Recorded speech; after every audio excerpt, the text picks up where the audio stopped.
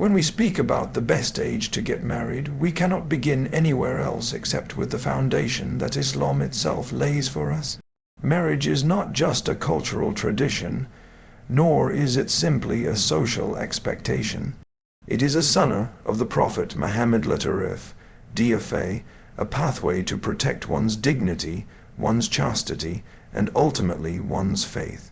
The Prophet DFA addressed the youth directly and said, "O young people, whoever among you can afford it, let him marry, for it is more effective in lowering the gaze and guarding chastity." Notice how he doesn't speak in terms of exact years. He speaks in terms of readiness, ability, and the wisdom of safeguarding the heart and soul. Marriage in Islam is half of our deen. That's not a light statement. It means this institution is so profound, so critical, that it shapes half of our spiritual journey. Think about it. Through marriage, a person learns patience, sacrifice, compassion, and accountability. These are not just worldly skills. They are qualities that Allah loves. Without marriage, many of us would struggle to channel our emotions, our desires, and our ambitions in a way that pleases Allah. With marriage, those same energies become a form of worship.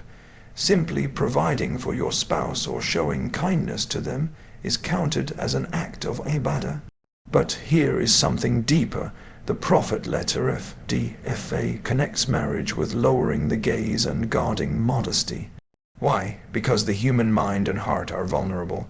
We live in a world filled with temptations, distractions, and illusions of freedom. Without the anchor of marriage, many people find themselves drifting, making choices that harm not only their relationship with Allah, but also their own inner peace. So when Islam encourages marriage, it is not to restrict us, but to free us from the slavery of desire and the anxiety of loneliness. And so the first truth about the best age to get married is this: it is the moment when you realize that marriage is not just about companionship or romance.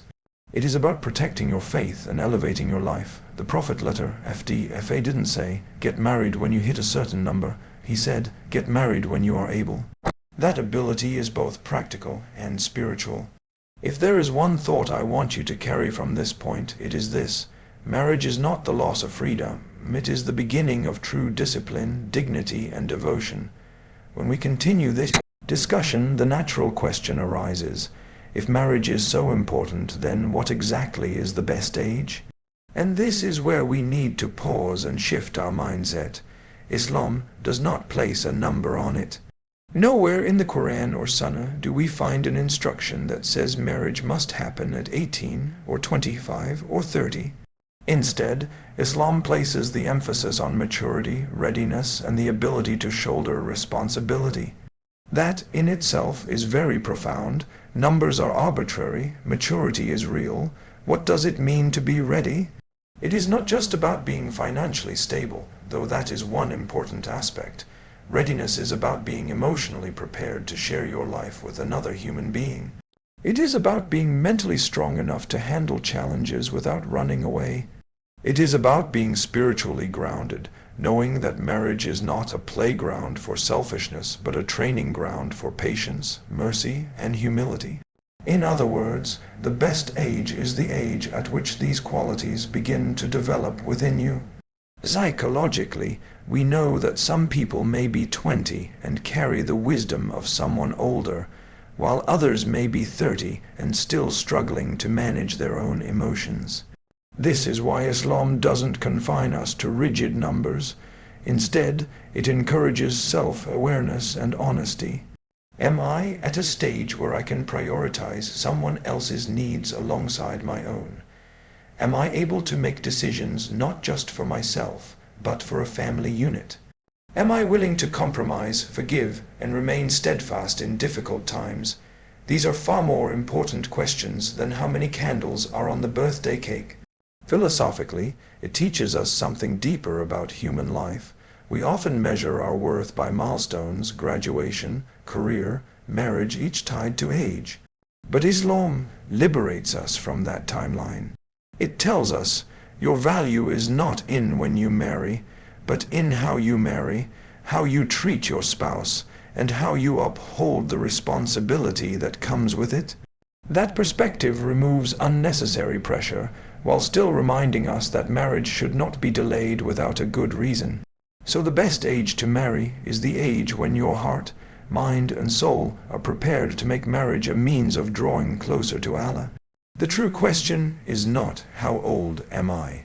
But am I ready to carry the amana? Another dimension we must consider when speaking about the best age to marry is the ability to balance worldly duties with the responsibilities of faith. Islam is a religion that does not ask us to renounce the world, nor does it allow us to drown in it. Instead, it teaches us balance between worship and work, between family and personal growth, between our rights and the rights of others. Marriage, therefore, is not just about love and companionship. It is also about creating a system in which both deen and dunya can thrive. For many people, marriage becomes overwhelming because they enter it without preparing for this balance. On one side, they may focus so heavily on worldly pursuits, career, status, wealth, that they neglect their spiritual connection with Allah. On the other side, some may assume that getting married means only fulfilling religious duty, while ignoring practical aspects such as providing, nurturing, and building a sustainable life. The beauty of Islam is that it never separates these two. To earn halal income for your spouse and children is an act of worship. To raise children in an environment of love and faith is an act of worship. Even to share a meal with your spouse with gratitude in your heart is ibadah. Psychologically, when there is no balance, marriage can quickly become a burden instead of a blessing. A husband too consumed by work may leave his spouse feeling neglected. A wife overwhelmed with responsibilities may feel drained and spiritually disconnected. But when balance is consciously pursued, marriage becomes a source of tranquility, sakinah, exactly as Allah describes it in the Quran. This tranquility comes not from perfection, but from harmony, when worldly responsibilities are managed with the remembrance of Allah at the center. Philosophically, balance also teaches us humility. It reminds us that marriage is not about chasing extremes, neither absolute freedom nor total dependence, neither endless indulgence nor harsh asceticism. It is about walking the middle path together, supporting one another in worldly matters while never losing sight of the eternal. So the best time to marry is not simply when you can fall in love or when you can pay the bills, but when you can maintain the delicate harmony of dunya and deen. And that balance is what transforms marriage from a mere contract into a lifelong act of worship. When we speak about the timing of marriage, one of the most debated issues today is whether it should happen early or be delayed. Islam, with its wisdom, does not force us into one extreme or the other. Rather, it gives us guiding principles that allow flexibility depending on our circumstances. For some, early marriage is a blessing. It provides protection, stability, and a healthy way to channel natural desires. For others, delaying marriage for a time may be the wiser option, particularly if it allows them to complete their education, build financial stability, or grow in maturity. The key, however, is to avoid unnecessary delays that bring more harm than good. We live in a world filled with temptations, distractions, and pressures. For a young man or woman who has reached physical and emotional maturity, delaying marriage without a valid reason can open the door to difficulties, falling into sin, battling constant inner restlessness, or struggling with loneliness. The Prophet Muhammad DFA was clear in his guidance: if you are capable, get married. He was not discouraging education or personal growth, but rather warning against postponing marriage to the point that it compromises faith and well-being. On the other hand, rushing into marriage without preparation can also be problematic. If a person is not emotionally mature, if they lack a sense of responsibility, or if they cannot yet sustain a household, then early marriage might lead to conflict and disappointment. Islam does not encourage jumping blindly into commitments. It emphasizes wisdom, planning, and readiness. Courage, what we must avoid is the mindset that marriage can only happen after every worldly ambition has been fulfilled. If we wait to become perfectly ready, we may never feel ready at all. Psychologically, this balance is powerful.